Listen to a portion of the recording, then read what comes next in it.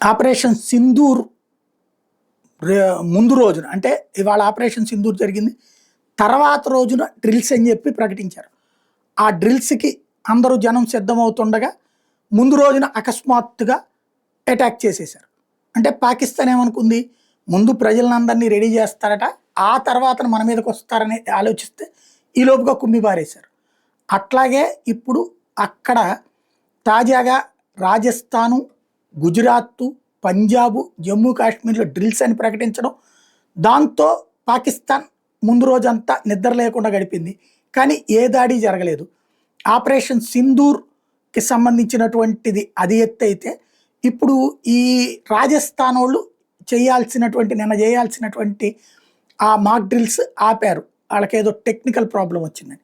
అలాగే మిగతా చోట్ల కొన్ని జరిగినాయి, కొన్ని జరగలేదు.